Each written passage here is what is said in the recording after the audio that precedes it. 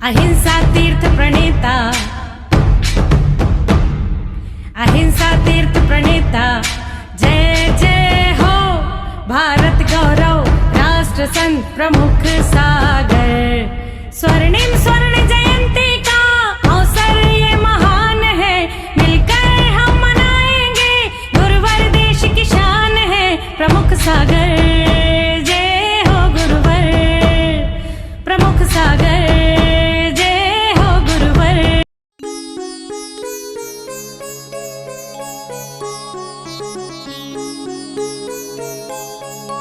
सर्वस्नेह बापात्माओं, श्रीपाल की शादी हो गई।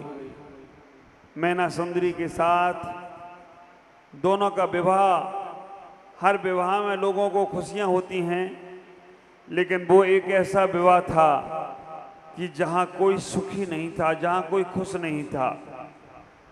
मैना सुंदरी का विवाह हुआ, श्रीपाल का विवाह हुआ, लेकिन सब खुश सब दुखी थे।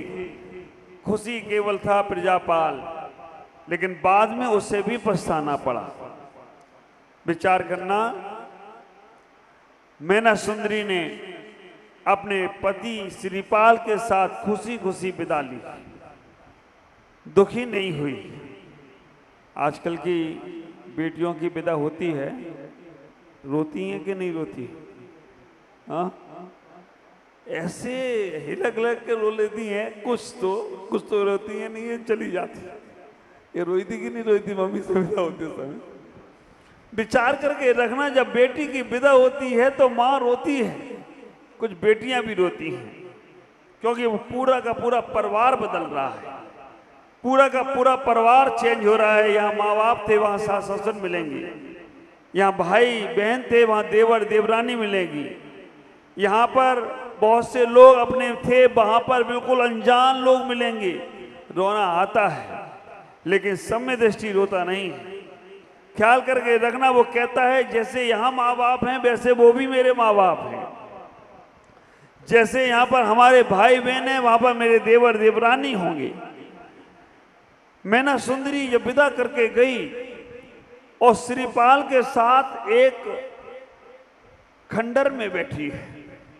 ख्याल करो, आप लोग शादी के बाद कहाँ घूमने जाते हो? हाँ, पुण्य आत्मा जीव तीर्थ स्थानों पे जाता है, और पाप आत्मा जीव पता नहीं कहाँ जाता है, वो सब आपको मालूम है। इतना ही विचार करके रखना, धर्मात्मा व्यक्ति शादी के बाद अच्छी जगह जाने का प्रयास करता है, लेकिन वहां उनका पाप का उदय था। खंडर में बैठे हैं। श्रीपाल ने बहुत प्यारी बात कही। श्रीपाल ने कहने का प्रयास किया अपनी पत्नी मैना सुंदरी से। उन्होंने कहा कि तुम्हारे पिता ने तुम्हारे साथ दुर्व्यवहार किया, लेकिन मैं तुम्हारे साथ दुर्व्यवहार नहीं करूंगा। श्रीपाल इतना ही कहने का प्रयास करता है मैना सुंदरी से, तुम्हारे पिता ने तुम्हारे साथ गलत किया, लेकिन मैं तुम्हारे साथ गलत नहीं करूंगा। मैं तुम्हें आज्ञा देता हूं, तुम अपना पति कोई दूसरा चुन लो। कितना बड़ा उदार दिल! ख्याल करके रखना, ये श्रीपाल का चारित्र सुनकर बहुत सी भ्रांतियां आपकी टूटेंगी। ऐसा पति जिसने कह दिया तुम्हें अगर हम पसंद नहीं हैं, हमारा ये रोग है, तो हमारे ऊपर कष्ट है, तुम्हें अगर अपना कोई पति स्वीकार करना है तो कर लो। इस श्रीपाल चारित्र में श्रीपाल कोटि भट्ट श्रीपाल कह रहे हैं। जब उन्होंने कहा, मैना सुंदरी ने कहा नहीं, सती नारी तो वो ही होती है जो एक बार अपने पति को स्वीकार कर ले। मन में एक बार किसी पुरुष को अपने पति रूप में स्वीकार कर ले तो स्वप्न में भी पर पुरुष का चिंतन नहीं करती है। लकड़ी की हांडी एक बार चूल्हे पे चढ़ जाए तो दोबारा चढ़ती नहीं है। ख्याल करना, ऐसा ही वहां हुआ। एक बार अगर हमारे मन में किसी के प्रति विचार आ गया, पर हमने पुरुष को रूप में, पति के रूप में स्वीकार कर लिया, तो समझना अब वो ही तुम्हारा पति होगा। ऐसा उदाहरण रामायण में भी, पद्म पुराण में भी आया है। जब भगवान राम को वनवास हुआ तो बनमाला ने लक्ष्मण को अपना पति स्वीकार कर लिया था। जब उन्हें पता चला कि लक्ष्मण तो अपने भाई के साथ वनवास चले गए, उनके पिता जब उनका विवाह करने को तैयार हुए, उन्होंने कहा मैंने तो अपने मन में राम लक्ष्मण को पति स्वीकार किया, उसने विवाह नहीं किया। जब राम लौट कर आए तभी उसने विवाह किया। कोई बात नहीं, श्रीपाल और मैना सुंदरी की तत्व की चर्चा हो रही है।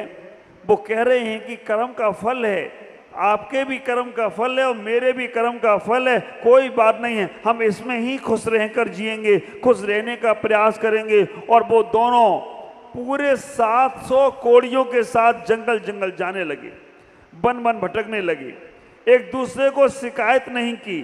ख्याल करके रखना, अगर आपके घरों में, परिवारों में, समाजों में, आपस में, संघों में आपस में शिकायत की बीमारी खत्म हो जाए ना, आधे से ज्यादा टेंशन खत्म हो जाए। मैं तो कहूं 90% टेंशन खत्म। जहां शिकायत की बीमारी है, तन का रोग हो सकता है लेकिन मन का रोग बहुत मुश्किल से निकलता है। कितनी शिकायतें करते हो, कितनी शिकायतें आप, और हमें तो ये आश्चर्य लगता है कि संसार में आपस में एक दूसरे को शिकायत करो तो चल भी जाए, भगवान को भी आके शिकायत करते हो, कैसा कर्म दे दिया मुझे, ऐसा परिवार दे दिया, ऐसा घर दे दिया, ऐसा जीवन दे, इतनी शिकायतें भगवान को भी करते हो। ख्याल करना, सबसे बड़ी बीमारी शिकायत की बीमारी है, इसे निकालने का प्रयास करो। मैं हमेशा एक बात कहता हूं, शिकायत को निकालना है तो धन्यवाद देना शुरू कर दो। शिकायत की बीमारी से बचना है तो कोई दवाई नहीं खाना पड़ेगी, कोई डॉक्टर के पास इलाज कराने नहीं जाना पड़ेगा। जिन जिन से तुम्हें शिकायत है उनको धन्यवाद देना शुरू कर दो, शिकायतें कम अपने आप हो जाएं तो कोई आश्चर्य की बात नहीं होगी। कुछ ना कुछ तो उसने अच्छा किया होगा। हम जब देखो तब शिकायत, जब देखो तब शिकायत, इतनी शिकायतें करते हैं, इतनी शिकायतें करते हैं। मैंने एक दिन बताया था ना, एक आदमी ट्रैफिक में फंस गया और भगवान से शिकायत कर रहा था, ये भगवान देखो ट्रैफिक में फंस गया और जी आपने गाय भैंस चला दी रास्ते में, अगर इनको भी पंख लगा देते तो ये भी ऊपर से उड़कर चली जाती, कम से कम ट्रैफिक जाम तो नहीं होता। अच्छाइयों की प्रशंसा करो, जो भी तुम्हारे घर में लोग अच्छे हों, समाज में अच्छे लोग हों, हमारे जो भी भाई अच्छे हों उनका धन्यवाद दो, उन्हें अच्छा कहने का प्रयास करो, तुम अपने आप अच्छे होते चले जाओगे। दोनों ने शिकायत नहीं करी, और दोनों ने शिकायत नहीं करी तो आप विचार करके रखना उनका जीवन बहुत अच्छा रहा। पति पत्नी परिवार के लोग आपस में एक दूसरे को प्रेम से देखना चाहते हैं तो उनको धन्यवाद देना शुरू करो। कितना साथ तुम्हारा दे रहे हैं, कितना, थोड़ी बहुत तो कमियां हैं, गलतियां हैं, हर किसी में होती हैं, लेकिन उन गलतियों को नजरअंदाज करते हुए अच्छाइयों को ध्यान दोगे तो तुम जीवन में अच्छाइयों के माध्यम से अच्छे बनोगे।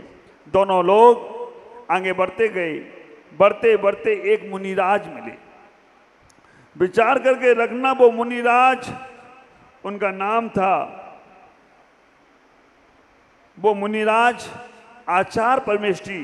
जब उनको मिले और उनसे उन्होंने पूछा कि हम इसका क्या करें, हमारे कोई बीमारी है, ये रोग हो गया है, तो इसका क्या करना चाहिए।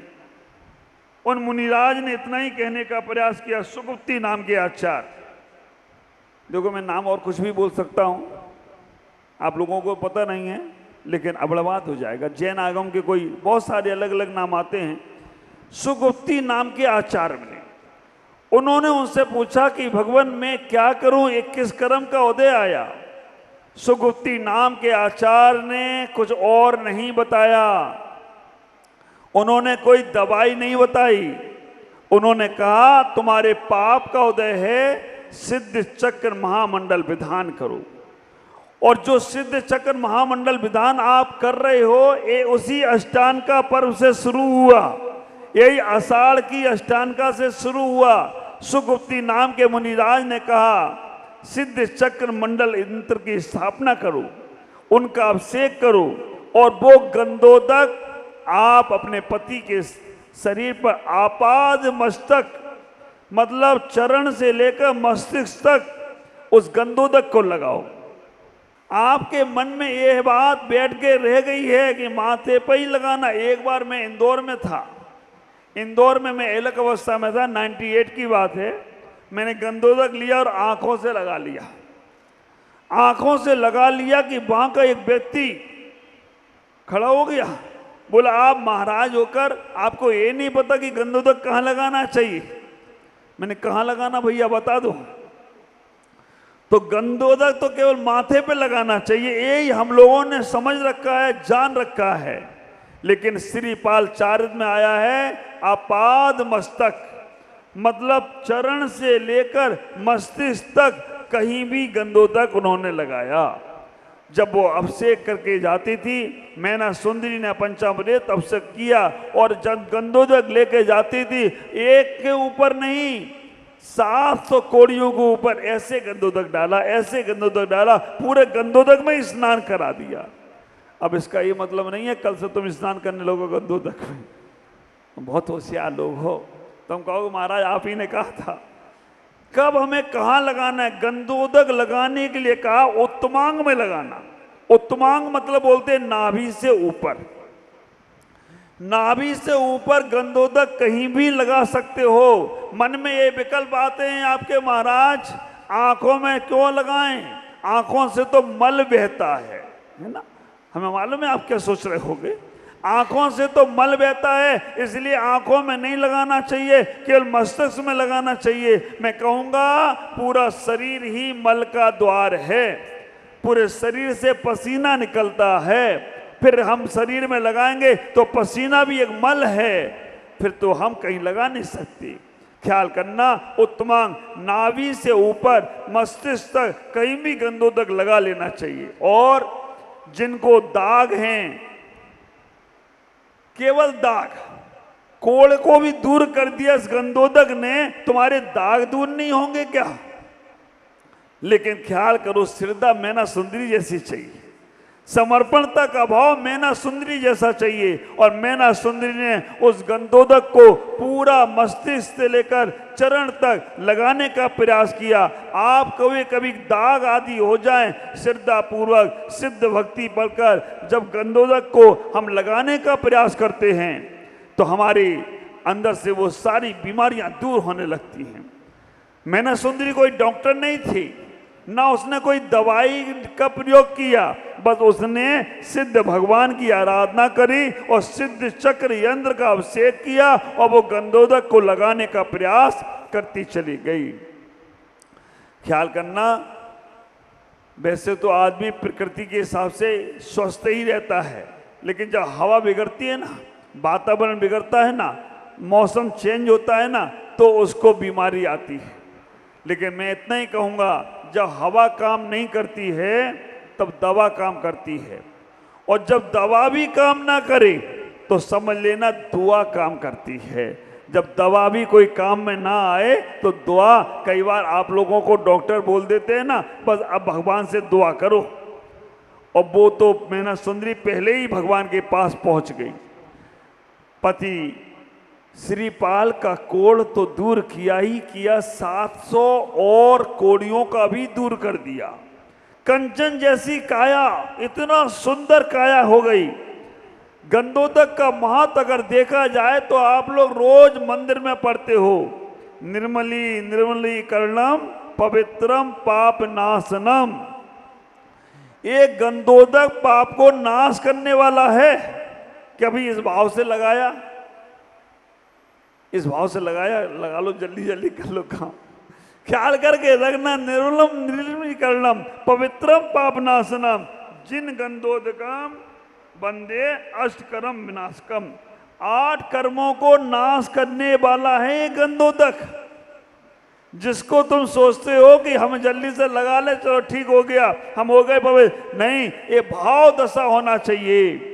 ऐसा मन में विचार करो, हमें भगवान का गंधोदक लेना है, हम गंधोदक को लेते हैं। ख्याल करके रखो, एक गंधोदक को गंगा जल से भी ज्यादा पवित्र समझो। गंगा में स्नान करने से पाप क्षय होते हैं। गंगा पापम शशि तापम कल्प विच्छिन्नम, इनका नाश करते हैं।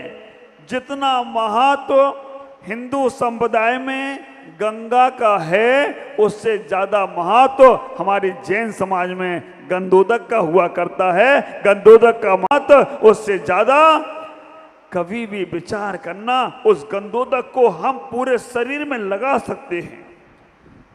श्रीपाल के शरीर में, पूरे शरीर में गंधोदक लगाए, लेकिन रोज नहीं लगाना।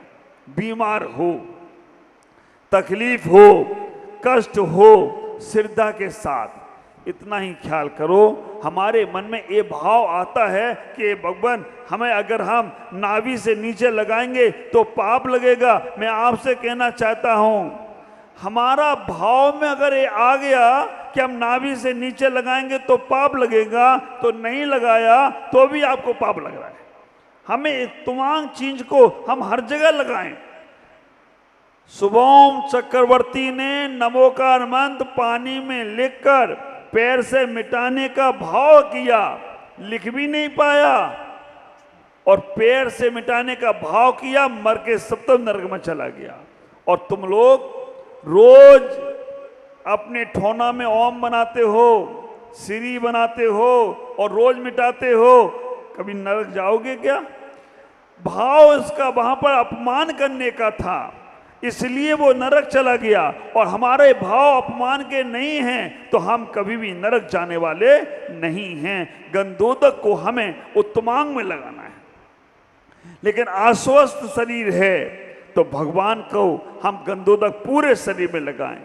और विचार करना, गंधोदक से इतना शुद्ध पवित्र हो गया। एक बार और उदाहरण आता है पद्म पुराण में। भगवान राम ने एक मुनिराज को आहार दिया और उनका गंधोदक का थाल बाहर रख दिया। जटायु पक्षी गिरा, सोने का पंख हो गया। ख्याल करना, सोने का पंख, एक पंख ही उस पक्षी का उस गंधोदक में गया, वो सोने का हो गया। जितना भगवान के अभिषेक के गंधोदक का महत्व है, उतना ही साधु के चरणों का पाद प्रक्षालन का महत्व है।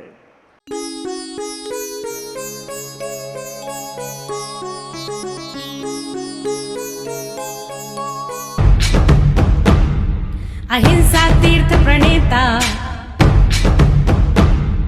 अहिंसा तीर्थ प्रणेता, जय जय हो भारत गौरव राष्ट्र संत प्रमुख सागर। स्वर्णिम स्वर्ण जयंती का अवसर ये महान है, मिलकर हम मनाएंगे, गुरुवर देश की शान है प्रमुख सागर।